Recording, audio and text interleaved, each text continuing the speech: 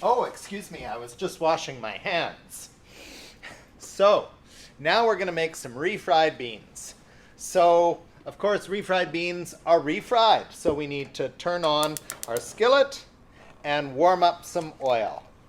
So I'm just using extra light olive oil, but you can use any oil for this. Just whatever oil you happen to have. You could use clarified butter, whatever you like. So, of course, we want to add extra flavor to our refried beans. And so I have some garlic here. So I like to make garlic into a paste. So I crush the cloves.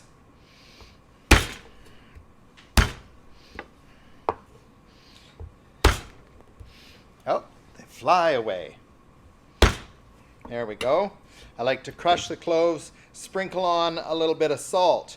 Not so much for flavor, but rather to act as an abrasive. And I just drag that garlic through the salt with my knife. And we get a really nice garlic paste out of that. So it's a really nice way to let garlic really permeate your beans. So we'll take that garlic paste. We'll just add that in to our oil. You notice that I have the oil a little gentler this time because I don't want to burn the garlic. I just want to flavor the oil with the garlic. I'm also going to add in just about 3 tablespoons of onion, just some finely chopped onion, and our favorite friends, the bird peppers. I used 2 bird peppers, and I took those and de-seeded them, and then finally chopped them.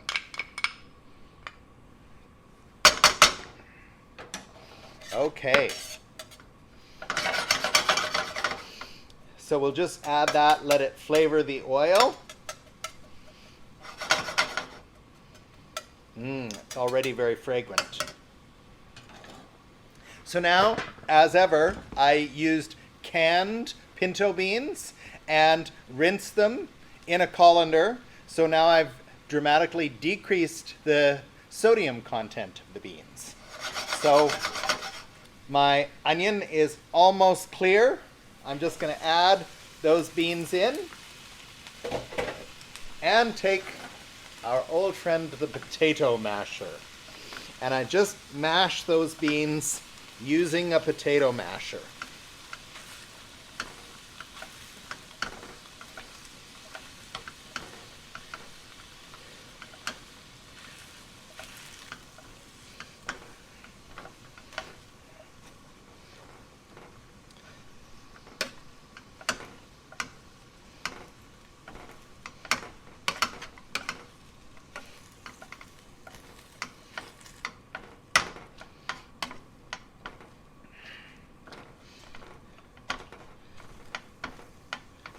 This is not a job for the weak at heart.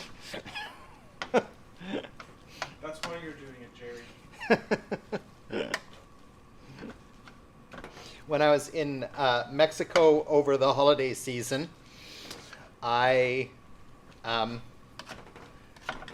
rented an apartment and so did all of my own cooking, which was an absolute delight. And so I made refried beans a couple of times. Now, it just goes to show, because I used black beans, because I like the flavor of the black turtle beans much more than I like the flavor of pinto beans. And so I did exactly this. I sauteed some onions, some garlic, some peppers, and then stirred in beans and mashed them. Now, how you mash your beans is up to you, and maybe how your mom or your granny taught you.